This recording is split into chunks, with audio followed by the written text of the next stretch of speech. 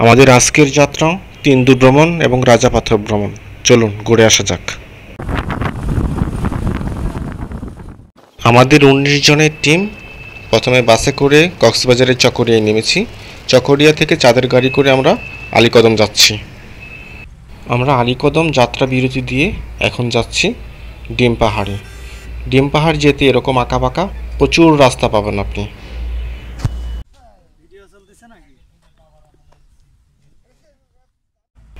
পাহাড়ি এই রাস্তা আপনাকে মুগ্ধ করতে বাধ্য।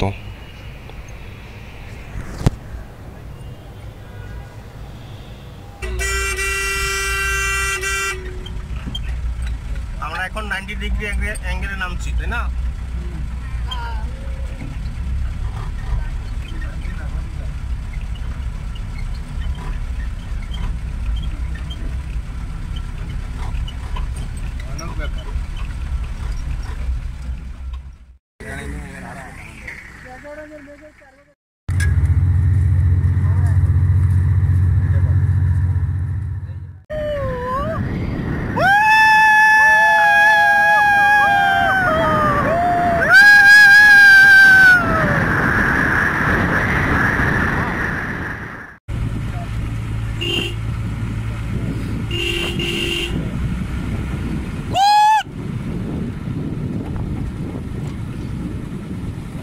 Wow!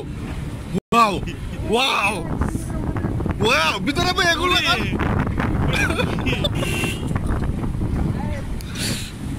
আপনারা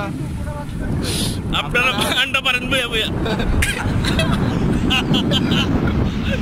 আকরাম ভাই আপনি যে জিনিস দেখাইলেন আমারে। Wow! কি অবস্থা দেখেন কি?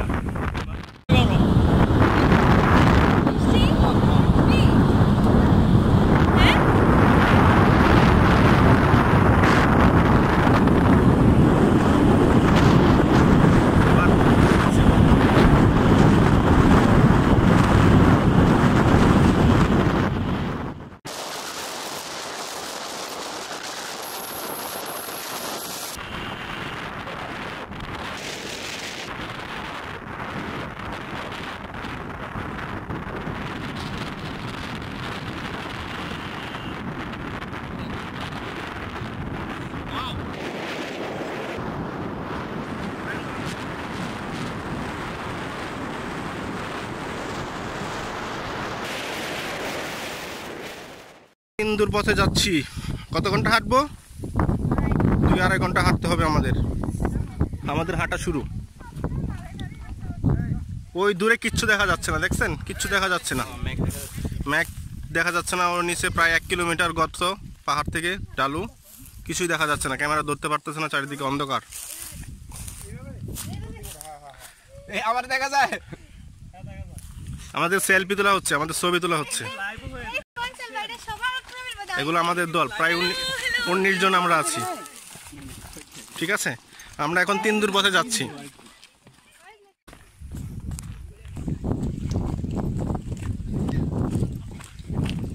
আমরা এখন নিচে নামছি পাহাড়ের চূড়া থেকে, পাহাড়ের পাদদেশে নামছি। আমাদের টিম এখন অনেক পিছনে পড়ে আছে। ওনারা আস্তে আস্তে নামতেছেন, এই ডালু পাহাড় থেকে নিচে নামতেছেন।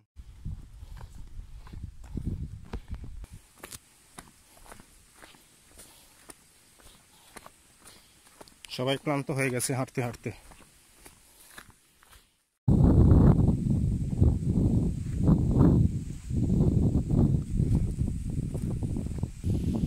আগুন লাগানোর ফলে এই বড় বড় গাছগুলো পুড়ে গেছে, দেখছেন?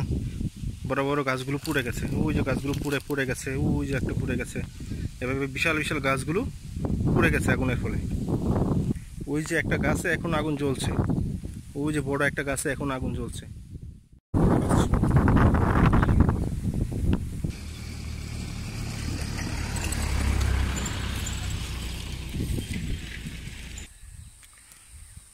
সবগুলো পাহাড়ে এরকম সবুজ ছিল, এরকম বিশাল বিশাল গাছ ছিল পাহাড়ে, প্রতিটা পাহাড়ে। ওই যে আগে যে দেখেছেন গাছগুলো পুড়ে ফেলা হয়েছে, পাহাড় পুড়ে ফেলা হয়েছে, সব এরকম ছিল। এভাবে আগুন লাগিয়ে দিয়ে ওটা সব পুড়ে ফেলেছে। 1 ঘন্টা যাবত আমরা হাঁটছি। 1 ঘন্টায় প্রায় 1.5 থেকে মনে হয় 2 কিলোমিটার হেঁটেছি 1 ঘন্টায়। আমরা সবাই এখন রেস্ট করব, অনেক হেঁটেছি, সবাই ক্লান্ত হয়ে গেছে, এখন আমাদের রেস্ট প্রয়োজন, তাই সবাই রেস্ট নিব।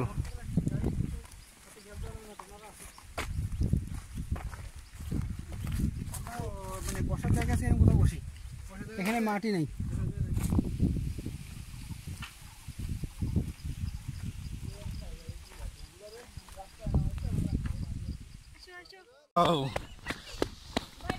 দৌড়ে দৌড়ে নামছি। ওয়াও, কত সুন্দর জায়গা, দেখেছেন? পড়ে গেছে।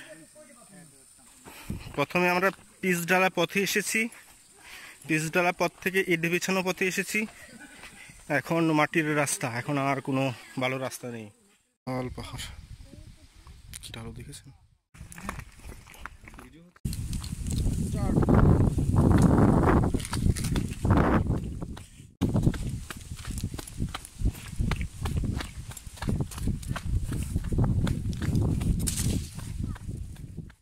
দেখেছেন কি চমৎকার একটা ভিউ।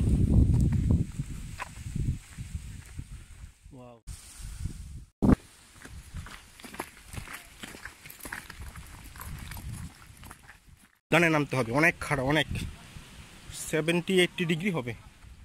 বেয়ে ওই পাহাড়ে বেয়ে আমরা চলে আসছি। ওই দেখেন নদী, ঠিক আছে? একটা মানে বাংলো আছে, যাকে বাংলার ভূস্বর্গ বলা হয়, ঠিক আছে? ওখানে আমাদের জন্য একটা বাংলো বরাদ্দ আছে, ওখানে আমরা থাকবো। আর পাশ দিয়ে একটা নদী বয়ে গেছে, পাহাড়ি নদী। অনুভূতি কি বলেন তিন্দু এসে খুবই ভালো লাগতেছে। এমন একটা ট্রেকিং এর জন্য রঞ্জন ভাইকে অসংখ্য ধন্যবাদ। জীবনের প্রথমে তিন্দুর মাটিতে পা রাখলাম, যেটাকে বলা হয় বাংলার নৈসর্গ। অনুভূতি, আমরা খুবই প্রাউড ফিল করছি যে ফার্স্ট টাইম তিন্দুতে আসছি। এই তোমার নাম কি? কি নাম বলছো? সিয়ানু মার্মা। ওকে, তোমার বাসা কোথায়? তুমি থাকো কোথায়? ওইখানে না? ওকে, এটা হচ্ছে গ্রাম তিন্দু। যে উদ্দেশ্যে, যেটা দেখার জন্য আমরা এত এত এত এত পথ হেঁটে চলে আসছি।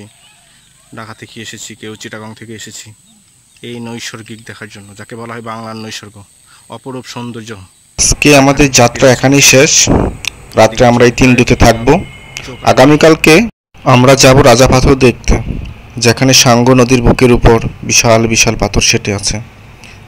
এদিকে ওদিকে পাথর আর পাথর, যা দেখে আপনি মুগ্ধ হতে বাধ্য।